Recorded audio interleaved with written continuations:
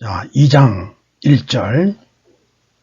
앞부분에서는 이제 1장에 대해서 공부를 해봤는데 양이 굉장히 많았죠. 이제 드디어 1장이 끝나고 2장으로 들어왔습니다. 자, 2장 중에 1절.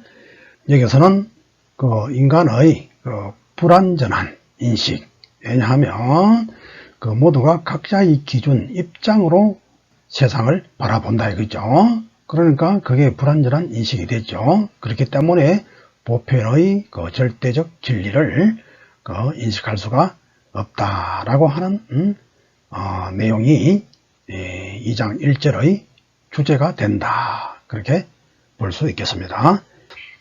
설결이 왕예에게 물어 가로되, 설결은 제자고 왕예는 선생입니다. 그래서 설결이 물어서 말하기를 뭐라고 했느냐? 선생님께서는 물의 소동시, 즉 모두가 동일하게, 이 말이죠. 모두가 동일하게 옳게 여기는 바에 대해서 아십니까? 그러니까 모두가 동일하게 옳게 여기는 바, 이것은 의역을 하면 보편 절대의 진리 또는 보편 절대의 가치, 이렇게 번역을 하면 됩니다. 그렇게 하니 왕예가 말합니다. 내가 오호지질이요, 어찌 그것을 알리오? 그러니까 이 천지, 이 만물은 제각기 자기의 입장에 근거해서 판단 기준을 가지고 있다 이 말이죠. 예를 들어서 이제 뒷부분에 나올 건데, 사람은 육지에 살고 미꾸라지는 습지에 살고 원숭이는 나무 위에 산다 이거죠. 자, 그러면 어느 것이 진짜로 모두에게 통용되어야 할 보편의 가치입니까? 그런 거 없죠. 그런 거 없는 걸 내가 어떻게 알아, 이 사람아, 이 말이지. 내가 어떻게 그것을 알려? 애당초에 그런 게 없지. 응? 자, 그러면 선생님께서는 선생님이 알지 못한다고 한 것에 대해서 그것을 장담하여 확정적으로 알 수 있습니까? 즉 선생님께서 알지 못한다고 하셨는데 그게 정말 모르시는 겁니까? 이렇게 물었다 이 말이죠. 그러니까 내가 어찌 그것을 알려? 즉 내가 여기 나는 알지 못한다고 하긴 했는데 그 알지 못하는 것이 정말 알지 못하는 것일까? 그것도 또한 난 모르겠다. 사람 이제 죽이는 거죠. 모른다고 했다가 모르십니까? 모르니까 글쎄 내가 모르는 게 정말 모르는 건지 그거 나 장담 못하겠다. 이게 이제 왜 이런 말이 나오느냐 하면 우리가 이게 올바른 판단을 내린다고 하는 게 그게 어렵다는 것을 지금 이야기하는 거예요. 자, 그러면 물에 대해서 알미 없습니까? 즉 그렇다면 물에 대해서 아무것도 아는 게 없습니까? 이렇게 물었다 이 말이죠. 그러니까 내가 어찌 그것을 알리오? 즉 내가 물에 대해서 내가 어떻게 알겠는가? 그리고 이제 한술 더 떠서 알고 모름이 무의미하다. 안다고 하든 모른다고 하든 그게 다 무의미하다. 자, 뒤에서 내가 말해볼게 하면서 이제 뒤에서 말하는 겁니다.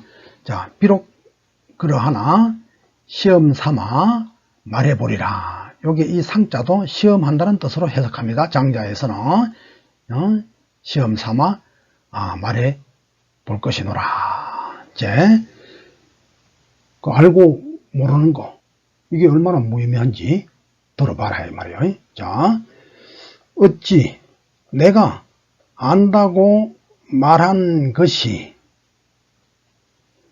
아는 것이 아님이 아는 줄 알리오. 완전히 이제 함정이 빠진 것 같죠. 자, 이거는 이렇게 이제 계산을 합시다. 비불은 부정사가 두 개 들었죠. 그러니까 부정 플러스 부정은 강한 긍정이다 이렇게 되죠. 그러니까 비불은 진짜, 그러니까 진짜라고 그렇게 해석하면 되겠어요.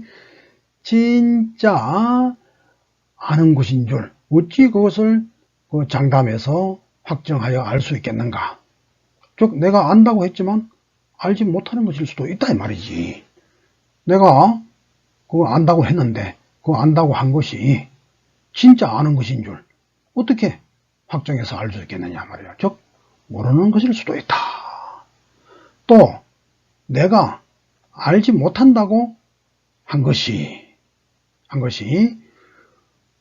그렇게 말했지만 알지 못한다고 했지만 말이야. 그렇게 말했지만 알지 못하는 게 아닌 줄, 정말 알지 못하는 게 아닌 줄 어떻게 확정해서 알 수 있겠는가? 즉 아는 것일 수도 있다 이 말이죠. 그러면 이거 뭡니까? 안다고 말해 본들 그게 또 알지 못하는 것일 수도 있고 모른다고 말해도 또 그게 아는 것일 수도 있는 거라. 그러니까 내가 여기서 안다 모른다 말하는 거 그게 무슨 의미가 있겠느냐 이거야. 그죠? 그럼 여기서는 이제 제일 첫 번째는 만물이 그 만물의 소동시 모두에게 공평하게 적용되는 일정하게 적용되는 그런 기준 그런 게 없다는 거 한 개. 그 원숭이와 사람과 미꾸라지는 사는 장소가 다 달라. 자 그러면 이게 어떻게 이게 소동시가 나올 길이 없죠. 그러니까 일단 근원적으로 소동시가 즉 보편 절대 모두에게 충족시키는 값 그것은 없다는 거 하나 되고 그러니까 그걸 없는데 그거에 대해서 이제 아느냐 모르느냐 그것도 문제가 따라요. 그걸 모른다고 해도 병통이 있고 안다고 해도 병통이 있게 되는 거라. 자 여기 이제 이게 굉장히 어려워요. 자 일반적으로 사람들은 자신의 알을 고집한다. 우리 대부분 다 그랬죠. 자기가 판단한 걸 믿고 따라와. 이게 확실해 하고 남하고 이제 다투고 싸우고 그래 하죠. 그러나 만물은 자신의 입장과 기준 위에서 인식하는 한계를 가진다. 누구나 다 마찬가지죠. 그래서 사람의 경우 보면 인식기관의 기능적 한계가 있어. 우리 인간의 뇌는 요만큼밖에 인식할 수 없어요. 그럼 뇌가 더 커지면 어떡합니까? 나중에 더 커질 수 있죠. 사람 벌써 북경 원인은 1000cc, 현생 인류는 1500cc의 뇌량을 가지고 있어요. 이게 만약에 더 늘어나면 그럼 지금 보는 기준과 지금부터 한 1만 년 뒤에 뇌가 더 커졌다. 그때 보는 기준이 같을 수 있겠어요? 다르겠죠? 그러니까 이게 우리들은 이게 아무리 해도 한계가 있어. 자, 인식기관의 기능적 한계가 있고 그 다음에 어떤 환경에 살았냐, 추운 데 살았냐 더운 데 살았냐 따라 판단이 세상을 보는 눈이 다 달라버려. 뭐 여러가지 부자 나라에 살았냐 가난한 나라에 살았냐 뭐 등등 이게 나를 둘러싸고 있는 그 환경들 그게 내 판단의 또 기준이 되어버리거든. 그 다음에 교육 조건 이 사람이 어떤 식 교육을 받았냐 예를 들어서 뭐 장자식 교육을 받았냐 맹자식 교육을 받았냐 기독교식 교육을 받았느냐 불교식 교육을 받았느냐 이슬람교식 교육을 받았느냐 아니면 공산주의식 교육을 받았냐 아니면 자본주의식 교육을 받았냐 거기에 따라서 세상을 봐버려. 그리고 그 사람들은 그것을 완전히 절대적으로 옳은 거로 본다 이 말이죠. 그죠? 그럼 각자의 입장에 따라서 뭡니까? 인식 기준이 다 달라버려. 그러므로 진정한 값, 즉 소동시, 절대적인 값, 소동시를 알 길이 없다 이 말이죠. 각자에게 마음에 드는 기준이 달라. 쉽게 말해서 원숭이는 나무 꼭대기 위가 마음에 들고 미꾸라지는 물속이 마음에 드는 거야. 모든 생명체에게 모두 통용되는 가치라는 게 글쎄 있겠느냐 이 말이죠. 자, 그러나 이제 진정한 소동치를 알 길이 없죠. 그게 맞기는 한데 그런데 그것을 만약 모른다고 단정하면 내가 모른다 틀렸다 이렇게 한다면 그 맞는 정답을 알고 있는 게 되는 것이죠. 그럼 또 아는 게 돼버려. 그래서 자 만약 모른다고 단정한다면 정답을 알고 있음을 전제로 하는 꼴이 된다. 그래서 안다고도 못하고 모른다고도 못하는 것이다. 이제 소동시의 문제에서 그 다음에 인식의 문제로까지 이제 옮겨져 간 것이죠. 그러니까 소동시의 문제, 그 다음에 더 나아가서 그 인식의 뭐 능력, 인식의 성격, 뭐 그거에 대해서까지 이제 그 논리가 이제 전개가 된 겁니다. 자, 그래서 우리는 안다고도 못하고, 소동시를 뭐 알 길이 없지. 근데 또 그 알 길이 없다라고 이렇게 단정적으로 말 못해. 응? 그럼 또 있다는 걸 전제하고 있다. 이렇게 돼버릴 수 있다, 이게야. 자, 그래서, 다시 봅니다. 만약 모른다고 단정하면 정답을 알고 있음을 전제로 한다. 모른다고 하는, 요거는 모르지만 다른 답이 있다. 이런 의미를 가지고 있는 게 된다. 이 답이 틀렸다 하면 뭐죠? 정답을 알고 있다는 게 되죠. 그러니까 틀렸다고 하는 것이지. 그러니까 모른다고, 부정적으로 모른다고도 말 못해. 또 안다고는 더 말 못하지. 정말 알 길이 없는 거니까. 환경에 따라, 여러 가지 조건에 따라 인식 기준이 다르기 때문에. 이래도 안 되고 저래도 안 되는 거지. 그래서 안다고도 못하고 모른다고도 못하는 것이다. 결국 뭡니까? 허허, 묵묵부답이라. 답을 내릴 수 없게 된다. 그러함에도 일반 사람들은 자신의 판단에 따른 알을 확신하고 그것을 남에게 강요하고 따라오라 그러고 안 따라오면 윽박지르고 이제 폭력을 행사하고 전쟁까지 가고 그렇게 됐죠. 자, 이게 인간의 모습이다. 그래서 테서형이 그 유명한 말을 했죠. 나는 내가 아무것도 모른다는 사실만을 안다. 이 테서형의 이 말씀을 들어보면 이게 정말 진리다. 뭘 아는 양반이라 이게. 나는 내가 아무것도 모른다는 사실, 그거를 안다. 그럼 사람들은 자기 판단에 따라서 내린 그 알을 확신해서 이게 진짜 알미라고 생각해. 그래서 우기고 싸우고 이래 되지. 그러니까 테서형은 뭐냐? 모른다는 거야. 나는 내가 아무것도 모른다는 사실만을 안다. 원래 뭐 아예 이 말도 할 필요가 없지. 그냥 말할 필요가 없어. 그런데 여기는 이제 사람들이 자신이 아는 것을 확신해서 행포를 부리고 그 포악한 그 어떤 정신적 폭력을 휘두르기 때문에 거기서 인간의 그 무모함, 어리석음을 본 것이죠.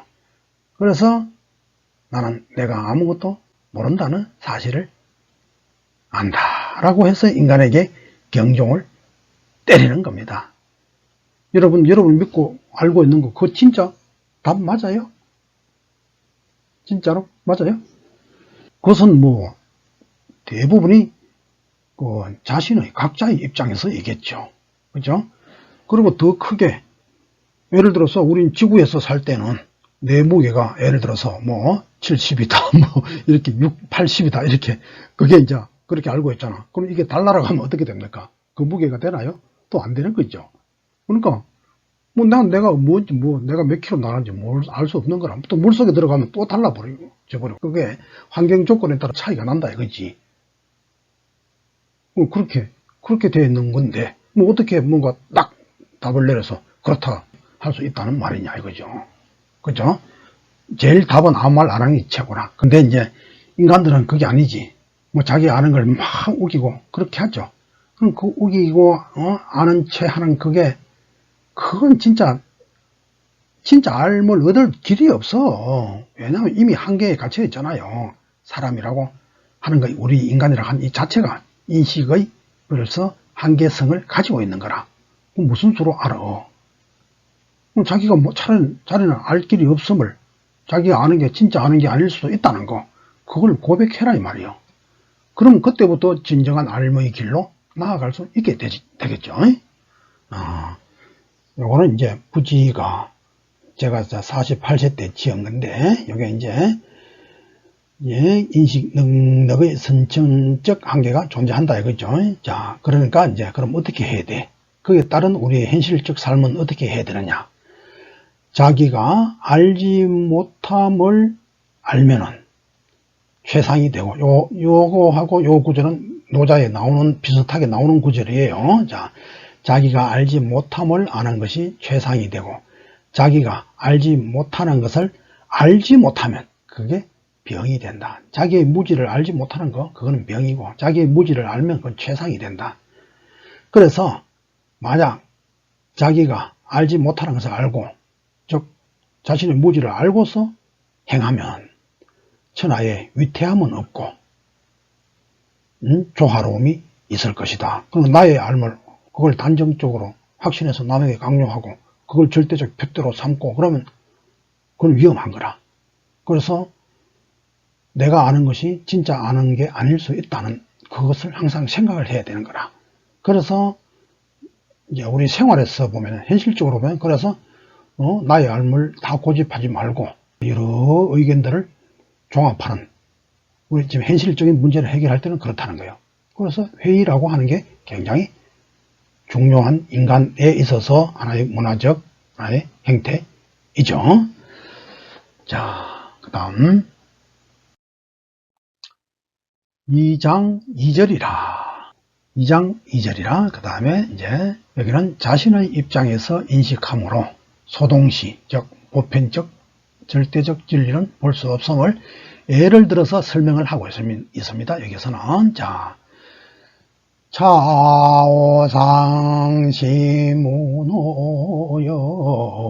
차오상시문호열이라 민섭친적 요질 편사은을 주연호제야 목처적 최율순구은을 원호연호제야 삼자숙지 정처 민시추환하고 미록식천하이며 적저차 감대하고 치욕기선을 사자숙지 정미야 원을 편저이위자하고 미는 여로 교하이며 추는 여유라 모장여인은 인지소미연을 의견지면 심입하고 조견지면 고비하야 미로 견지면 결치하나니 사자 숙지 천하지 정색제야 자관지면 인의지단과 십이지도는 번연호란하니 오능지기 면일이오. 야, 또 내가 시험 삼아 너에게 물어보리라. 너에게 물어볼게. 자, 민은 사람이죠. 사람은 습지에서 자는 적, 요질은 허리병이죠. 허리병이 오거나 편사, 즉 반신불수가 오거늘 추운 데서 여러분들 물속에 자거나 진짜로 얼음 위에 자거나 바위 위에서 자면 잘못하면 이런 병, 허리병이나 진짜 반신불수 이 풍이거든. 이런 게 올 수가 있어요. 진짜로. 자, 그러하거늘 미꾸라지도 그러한가. 미꾸라지는 습지에 살면 더 좋다고 하지. 자, 그 다음에 나무에 사는 적, 두렵고 두렵거늘, 이게 다 두렵다는 글자예요. 자, 두렵고 두렵거늘 원숭이도 그러한가. 원숭이는 나무 꼭대기에 살면 더 좋아하지, 신나죠. 자, 그러면 삼자가 누가 정처를 아는 것인가, 즉 가장 올바르고 좋은 거처를 알고 있는 것인가. 그렇죠? 인간이 있고 미꾸라지 있고 원숭이 있다. 제각기 판단 기준이 달라. 사람은 물이 없어야 되고 낮아야 되고, 그래서 평지에서 습기 없는 곳에서 자는 거. 또 원숭이는 어떻게 해? 원숭이가 좋은 거처의 기준은 뭡니까? 좋은 집의 거처는 물도 아니고 땅도 아니고 나무 위에다가 멋지게 집을 짓고 무리들이 함께 사는 거. 그게 꿈에도 그리던, 쉽게 말하면 아파트보다, 뭐, 100평짜리 아파트보다 훨씬 더 낫다, 이게야. 뭐 사람은 100평짜리 아파트 살고 싶어 환장을 하지. 근데, 원석이나, 미꾸라지한테 물어봐요. 그거 좋아하는지. 큰일 날 일이지.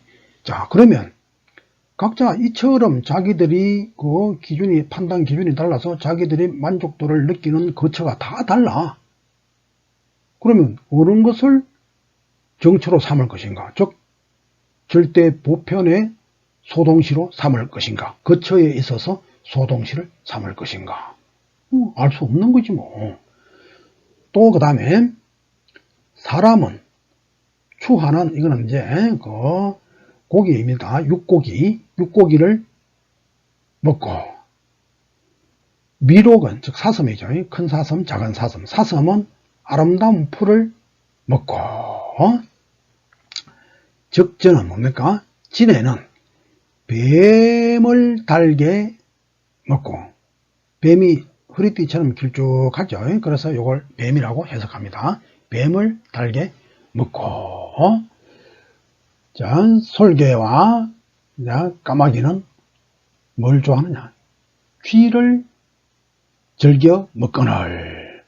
자, 사자가 누가 바른 맛을 아는 것인가? 즉 맛의 진정한 기준을 아는 것인가? 즉 맛에 대한 소동시를 아는 것인가? 응? 그럼 그런 게 없지. 왜? 사람은 사람의 입장으로 맛있는 게 있고 사슴은 사슴의 입장에 맛있는 게 있고 진해는 진해의 입장, 미각의 입장에서 맛있는 게 있고 다 다르다 이게요. 자, 이렇게 다 자기 입장에 따라서 판단 기준이 다른데 어디에다가 무슨 방법으로 모두에게 다 통용되는 그 정미, 맛의 소동시를 찾아낼 수가 있겠느냐 이거죠. 그거 되겠나요? 안 되죠. 자, 이 앞부분은 거처를 가지고 말했고 이제는 미각을 가지고서 소동시를 말하는 겁니다. 자, 또 한번 봅니다. 암원숭이를 해야지. 암원숭이를 숫원숭이가 암원숭이를 숫원숭이가 암컷으로 삼고 즉 아내로 삼고 짝으로 삼고 이 말이죠. 원숭이는 원숭이끼리 노는 거죠. 또 큰 사슴과 작은 사슴, 큰 사슴은 작은 사슴과 더불어 사귀고 같이 논다 이거죠. 미꾸라지는 물고기와 더불어 다른 뭐 잉어나 송어와 더불어 논다 이거지. 고기와 더불어 노는지라. 그럼 이게 이제 여기는 뭘 말한 거냐 하면은 기준이 같은 것끼리는 가치가 통용됨을 비유하는데 그런데 이 종이 달라버리면 이 가치가 통용이 안 되죠. 또 엄밀히 말하면 원숭이끼리도 이제 추위를 잘 타는 원숭이, 추위를 덜 타는 원숭이에 따라 다르긴 하죠. 그럼 여기는 이제 대체 전체적으로 종별로 말한 거라. 같은 종끼리는 그 가치를 이제 그 공유하는 바가 있다 이거죠. 그러나 더 엄밀히 따지면 같은 종끼리도 공유하는 가치가 달라요. 그럼 부자들하고 가난한 사람들하고 밥 먹으러 가봐. 밥 먹으러 갈 때 벌써 그게 다 달라. 뭐 모든 게 다 달라. 그것뿐만 아니라 뭐든지 달리기 잘하는 사람의 가치와 달리기 못하는 사람의 가치 그건 다 다르다는 거지. 응? 그 잣대가 다 달라. 자, 그렇지만 여기서는 이제 원숭이는 원숭이끼리 놀고 사슴은 사슴끼리 놀고 물에 사는 고기는 물고기끼리 논다. 즉 기준이 같은 것끼리는 가치가 통용됨을 대략 이렇게 비유한 겁니다. 모장과 여희는 요거는 월나라 미인이고 여희는 진나라의 미인이거든. 그런데 이거는 사람이 같은 종끼리는 아름답게 여기는 바 오늘 고기가 그것을 보면 깊이 숨어들어 버리고 새가 그것을 보면 왜 이상한 괴물이네? 뭐 미인은 무슨 미인이라 커다란 게 걸어와서 나를 잡을래나? 뭐 저렇게 생겨서 새가 볼 때는 새같이 자기같이 생겨서 그러한 것을 이뻐하지 사람같이 길쭉한 이걸 누가 좋아하냐고. 그러니까 같이 판단 기준이 다 다른 거죠. 그러니까 높이 날아가 버려. 또 미록이 사슴이 그것을 보면 결은 막 아주 결단설에 달릴 치자거든. 아주 결단설에 막 죽기 살기가 달려가서 도망가 버린단 말이에요. 자, 그러한다면 이 사자에서 누가 천하의 정색을 아는 것인가? 이 정색은 뭐냐면 참다운 아름다움, 이 색은 아름다운 미색을 말하는 거예요. 참다운 그 아름다움을 아는 것인가. 자, 그렇다면 아름다움, 이 상은 미색이죠. 미색에 있어서도 소동시를 찾을 길이 없는 거죠. 애당초에 없는 거라. 제각기 만물은 그거 자기들이 좋아하는 기준, 지점이 다 다른 거라. 그러니까 소동시는 알 수가 없는 것이지 뭐.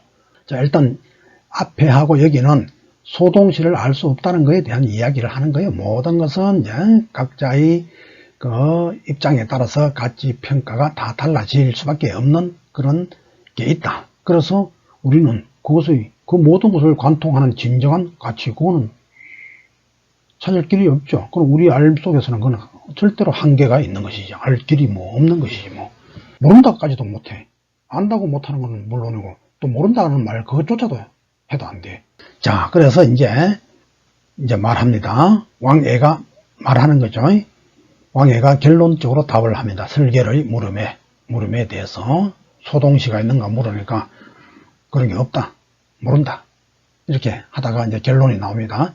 나로부터 그것을 본다면, 즉 세상에 조금 전에는 이제 이 왕애는 인간이기 때문에 인간 세계의 그 논쟁을 화두로 삼았죠. 여기는 이제 이런 물건대로 이래 했지만, 자, 왕애의 관심사는 이런 거처나 미각이나 미색이나 이런 것보다는 또 왕애도 마찬가지라 자기대로 뭔가 이와 같이 소동시 진정한 값을 알 수 없는 거에 대해서 한마디 해야 체면에 서지 않겠어요? 그러니까 당시에 했던 네가 옳고 내가 옳고 이래 하던 거 그게 다 부질없는 거다 이야기해버려. 마치 이게 소동시가 없는 것처럼. 그것 또한 그렇다 이야. 자, 봅니다. 나로부터 그것을 본다면, 세상의 일을 본다면 말이죠. 인의의 실마리와 시비의 그 길은, 이거는 번녀는 번잡하다 이 말이에요. 번잡하여 효란하니, 즉 어지러우니, 이게 이렇게 말하고 저렇게 말하고 복잡 미묘하고 그런 거야. 또 제각기 사람마다 말이 다 다르고 입장마다 말이 다 다르고 그래. 그러하니 그러니까 인의 시비에 대한 보편의 진실을 분별하는 것이 불가능하지. 이제 제각기 자기 입장에서 이렇고 저렇고 말한다 이 말이에요. 시가 어떻고 비가 어떻고 인이 어떻고 이가 어떻고 이야기를 막 하는 거야. 각자대로 입장에서 말을 한 거지. 이제 원숭이가 나무 위를 좋아하듯이 미꾸라지가 습지를 좋아하듯이, 그럼 각자의 상황의 입장에 따라 생각에 따라 막 말을 하는 것이지. 저렇게 소란스럽게 말하는데 내가 어찌 능히 구분을 알리오? 이것들 간의 차이를 어떻게 알리오? 이제 의역을 하면 인의 시비에 대한 그 보편의 그 진실을 내가 어떻게 구분해서 찾아내겠냐? 즉 인의 시비에 대한 그 소동시를 내가 어떻게 찾아내서 알 수 있겠느냐? 나도 모른다 이거지. 그러니까 인의 시비, 이거는 이런 것이 기준에 의해서 존재하듯이 이것도 믿을 바는 못 된다는 이야기를 하는 것이지, 다 자기의 입장 기준에서 이게 인이다, 저거는 의다, 또 이러면 인이 아니다, 저러면 또 의가 아니다, 이렇게 인의와 시비에 대해서 각자의 기준에 따라 갑론을박을 한다 이 말이에요.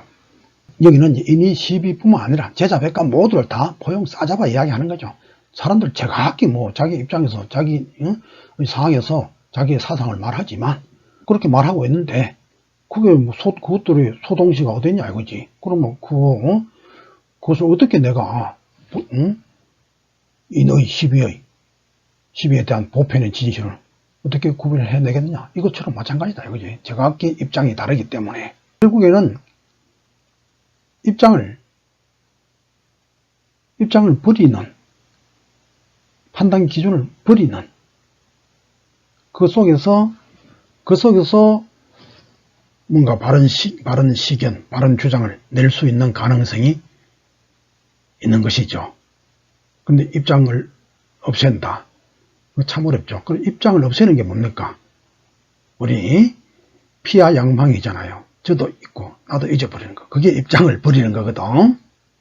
성현영이가 피하 양망 이야기 했잖아. 도추 부분 이야기하면서. 입장을 가지면 저처럼 절대적 어떤 그런 진리를 말할 수가 없죠. 그렇죠? 그런데 이제 세상에는 제각기 자기 입장을 가지고 막 말을 해대.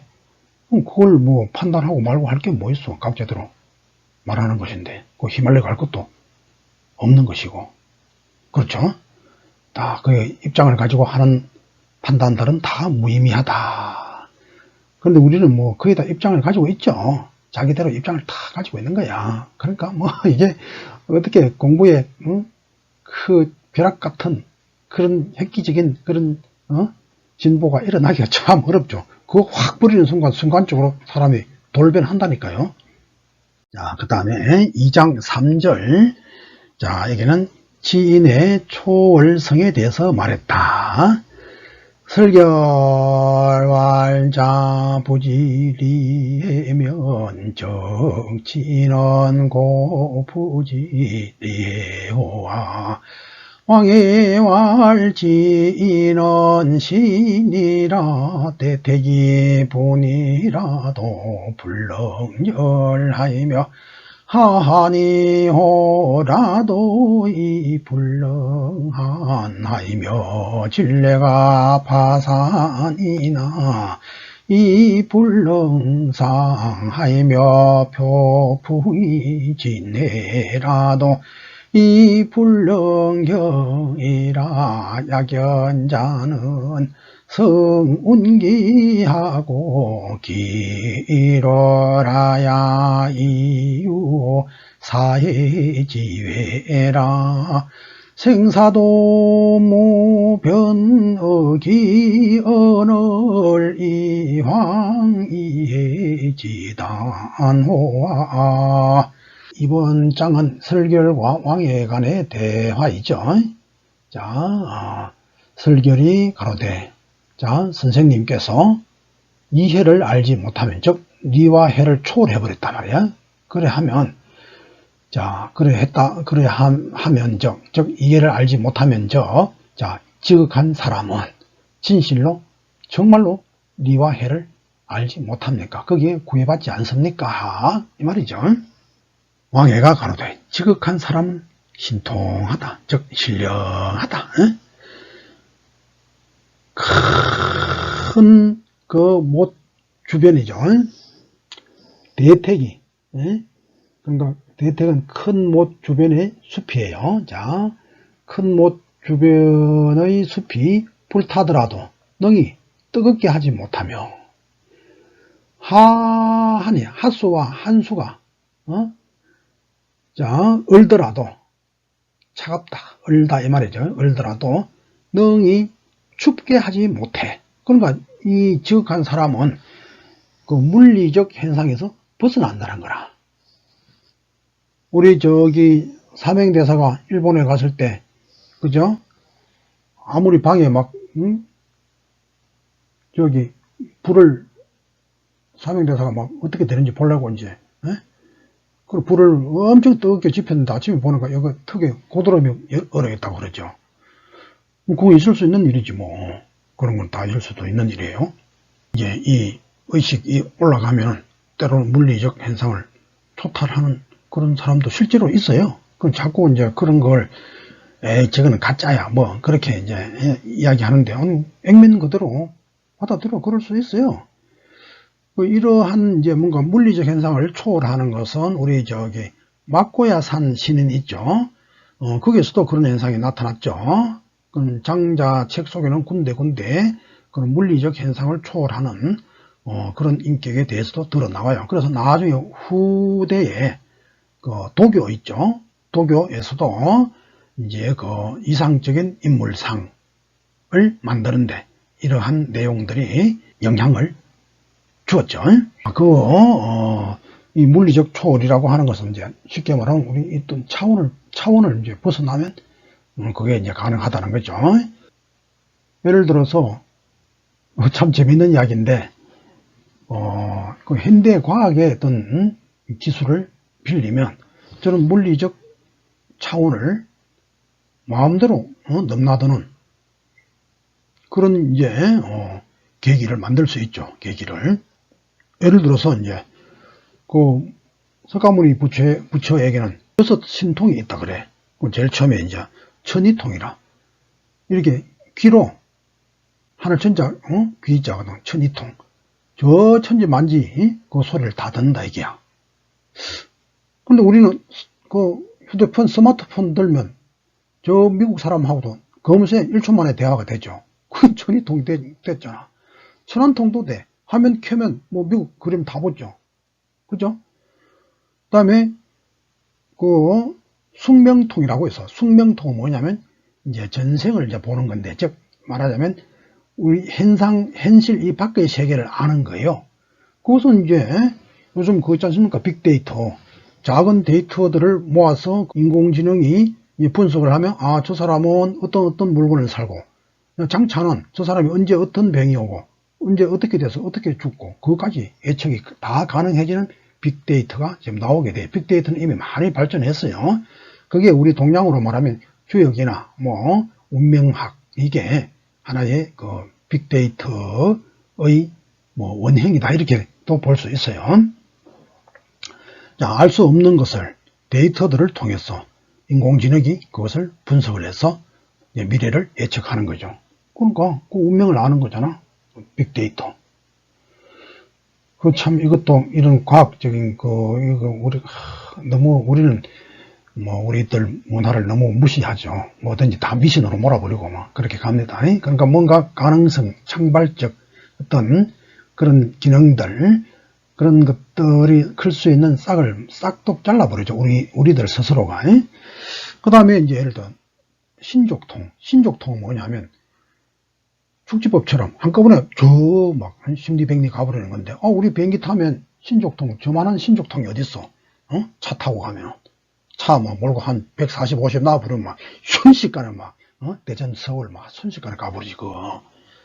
그다음 타심통도 있어. 타심통은 뭐냐면 요즘은 지금 기계 되면은 이 거짓말 탐지기, 그것도 일종의 타심통이라, 다른 상대방의 마음을 아는 거. 그것 좀 더 발전하면 이제 뇌에다가, 앞으로는 뇌에다가 누구나 이제 나중에 칩을 꽂게 된다 그래. 뇌 아니더라도 우리 발톱에 문신 하나만 새겨도 이게 뇌와 연결될 때는 그런 회로를 만들어낸다 이거야.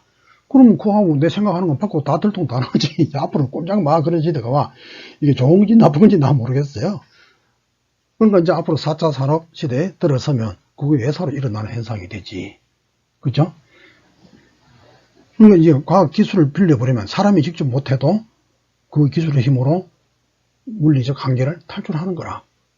사실 저런 거는 아득한 옛날부터 하나의 상상력에서부터 시작이 되었어요. 상상력의 장자에 말하고 있지 않습니까, 이게.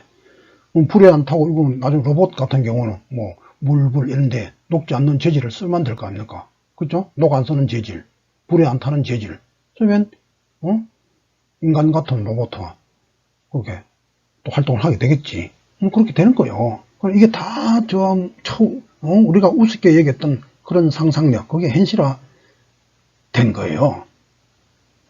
근데 이제 안 되는 게 있어. 부처의 석가모니의 육신통 중에 안 되는 게 누진통, 즉 번뇌가 싹 다 사라져서 깨달음을 얻는 거. 그거는 기계로 되지 않아. 그래서 종교나 이런 철학이 아무리 4차 산업시대라도 사라질 수가 없어. 아무리 그 기술도 인간의 근원적인 문제를 해결해 줄 수가 없는 거라. 그래서 인문학이 여전히 그 의미를 가지게 돼. 만약에 그게 없으면은 기계에게 우리는 이제 종속을 당하는 그런 시대가 되겠죠. 마치 미래 영화에서나 본 것처럼 로봇한테 노예 생활하고 그렇게 될 수도 있어. 왜? 이런 말하자면 우리 장자식으로 말하면 천뇌예요. 천뇌. 의식의 문제, 언어의 문제, 감정의 문제. 감정은 약으로 컨트롤이 돼. 이제 의식의 문제, 즉 그건 철학에 해당된다고 되겠죠. 종교 철학. 그 다음에 언어의 문제, 이거는 글쓰기에 해당돼. 이 두 개를 놓치지 않아야 우리가 저 인공지능들 위해서 쟤들을 통제할 수 있는 그런 능력을 유지할 수 있게 되는 거라. 지금 만들었잖아. 그럼 우리가 만약에 이게 소통 능력, 그 다음에 이 사유 능력이 사라져 버리면 결국 우리는 기계보다는 인공지능보다 못한 그런 존재로 떨어지고 말아요. 그래서 저기 뭐 구글이나 지금 이 4차 산업을 이끌어가는 그런 쪽 사람들은 아예 뭐 이 첨단 기계들을 그 자기 자식들한테는 가르치지 않는다고 해. 구글 뭐 말로는 구글 손자가 스마트폰 그걸 검색도 못 한대요. 인간의 어떤 기본적 능력을 잃어버리지 않도록 하기 위해서 우리가 사전이 나오고 함으로써 기억력이 떨어졌잖아. 그럼 자꾸 모든 거 이제 편하게 하는 걸 생각하다 보면 내 기능이 확 떨어져 버려. 그러면 나중에 기계한테 지배를 당하는 시대도 오는 거라. 그래서 우리가 오늘날의 인문학, 철학, 종교 이런 것들은 뭐냐면 그러한 상황에서 본다면 여전히 가치를 가지게 되는데 아마 이제 노장 철학 이것도 굉장히 성장할 것 같아. 또 미래 사회는 이게 일자리가 줄어드니까 많은 사람이 놀아야 돼. 그게 이제 무의자연하게 저절로 되는 거라. 그런데 그냥 막 놀면 퇴폐로 빠지잖아. 그래서 의식을 고양하는, 의식을 고양시키는 그러한 삶. 어쩌면 장자에서 나오는 그 신선 같은 그런 삶이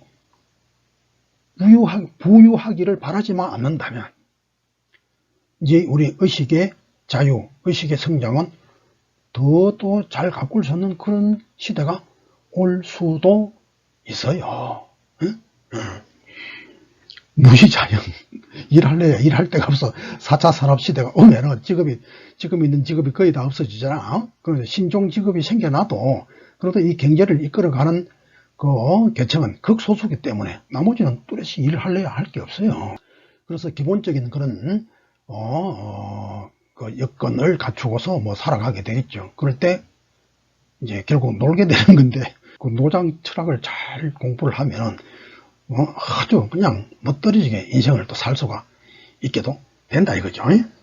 그 다음에 진뢰 빠른 우레가 산을 깨트리나 능히 손상시키지 못해. 이게 우레가 막 이렇게 하늘에 떨어져서 막 산에 떨어져 산이 막 박살을 내버렸다. 이렇게 해도 까딱도 안 해. 지극한 이 지인은 전혀 손상을 당하지 않아. 물리적 현상을 초월했기 때문에 표풍이 바다를 떨칠 자인데 표풍이 바다를 확 뒤흔들어 뒤집는다 이 말이죠. 바다를 뒤집더라도 능히 놀라게 할 수 없어. 까딱도 안 해.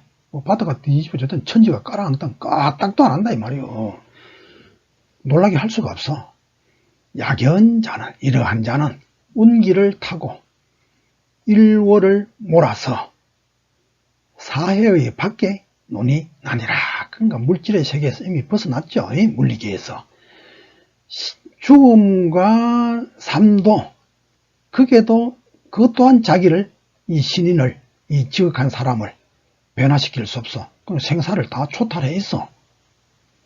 그러하거늘 하물며 이 세상에 리나 해 이것의 실마리에야 이런 것에 끌려서 머물러 살 수야 있겠느냐 이 말이죠. 이 지극한 사람이. 열자 이야기 이제 한 토막을 하면은 이게 있어요. 춘추 말기에 조양자라고 하는 사람이 있는데 중산에 사냥을 하러 간 거라.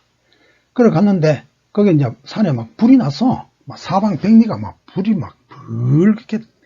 그런데 그 불구덩이 있는 그 어디 바위굴에서 사람이 하나 딱 나타나더니 탁 그래서 뭐 불이 있는 그 속에 유유히 걸어가고 오고 가더라 이게.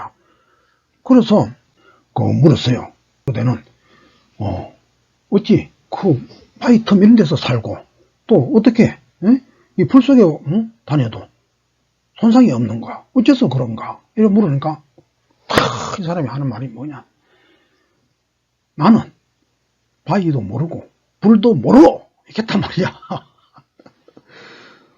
그러니까 바위 틈에 어떻게 사느냐? 불에 가도 왜 안 타느냐? 이렇게 물으니까 나는 그걸 바위라고 생각 안 하고 불이라고 생각 안 해. 그러니까 그것은 나에게 바위로서 불로서 나에게 아무런 압박도 할 수 없었고 아무런 손상도 줄 수가 없었다. 여기는 뭐라고 표현을 할 길이 없어요. 나는 그걸 모른다잖아. 그걸 의식하고 하면 할수록 그게 끌려드는 것이죠. 그럼 이 사람은 그거에서 벌써 초탈이 되었어. 불이 뭔지, 바위 틈 그게 뭔지 이걸 몰라. 그러니까 거기서 자유로워진 거야. 거기서. 그래 이제 내가 애문을 써놨어요. 이거는 열자 황제편에 나오는데 그 위문후가 그 조금 전에 했던 이 이야기를 듣고 이제 자하에게 물어 가로되 자하에게 물었다. 자하가 나중에 위나라 위문후 밑에 가서 좀 살았어요.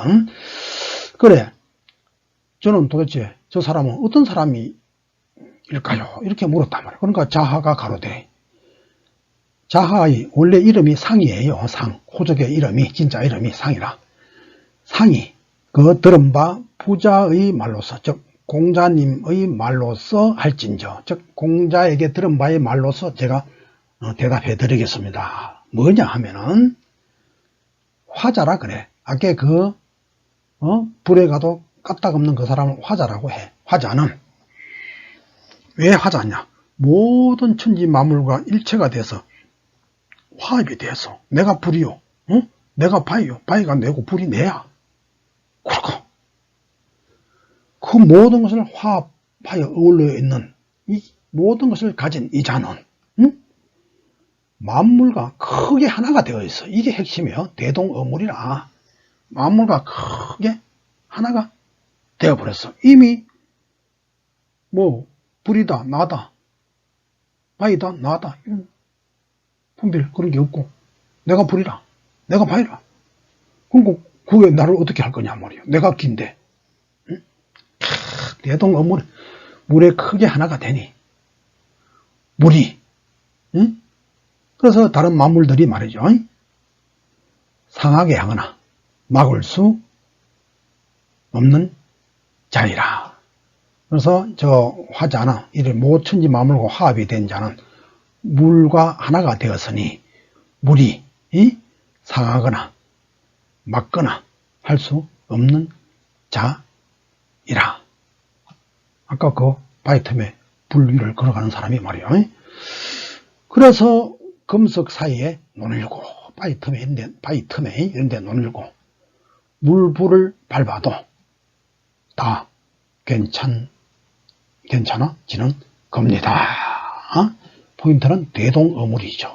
이 경지에 가서 그렇게 된 거죠. 이게 열자 황제편에 나오는 이야기입니다.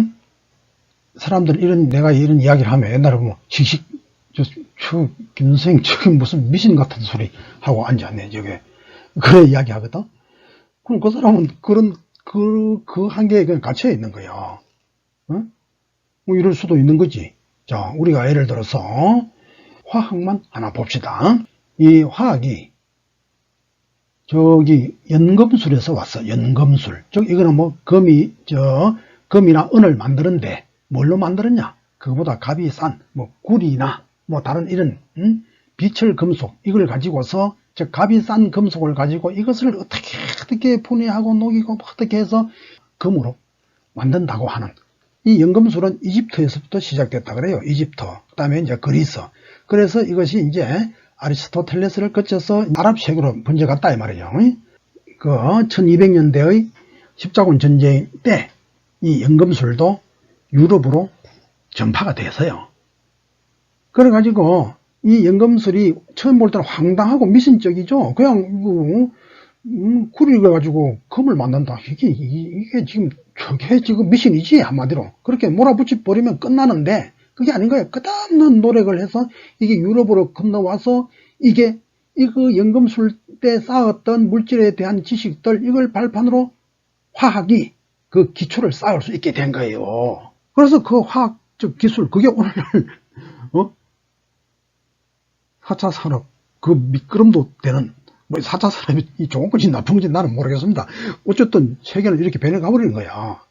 다른 학문도 마찬가지야. 뭐 예를 들어 천문학 그것도 옛날에 그야말로 별자리 보는 거기서부터 학문이 그럼 별자리 본다 그러면 지금 여러분들 뭐라 하면 미신 참네 기가 차는 소리를 합니다. 그럼 그게 미안하지만 발전해서 천문학이 생긴 거예요. 다른 건 다 마찬가지예요. 약학도 일종의 화학이죠. 에? 우리 동양에서는 신선술에서 단약을 만들었잖아.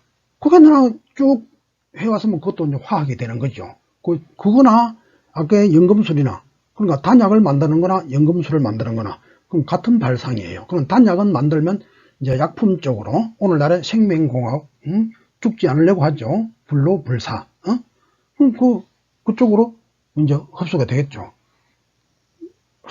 그럼 그게 이제 제대로 살아나지 못하고 그냥 막 미신을 하고 자르고 뭐 이래 해서 흐지부지 돼버린 것이죠. 그래서 여러분 그래서 지금은 상상력의 시대라 그러지 않습니까? 그 엉뚱한 상상력이 현실로 된 게 너무너무 많아요. 아까 육신통에 대한 이야기 그것만 하고 그거는 도저히 100년 전만 해도 상상 못할 일을 지금 저렇게 다 해내는 거예요. 천안통, 천이통, 막 숙명통 다 되는 거야. 그렇게 참 사람들이 너무 합리성 이게 얽매여서 상상의 다리를 펼 수 없어. 그리고 자기 알매에 다 갇혀서 자기 아는 거와 틀리면 무조건 나쁜 놈. 아이고 참 답답한 사람들이야. 이?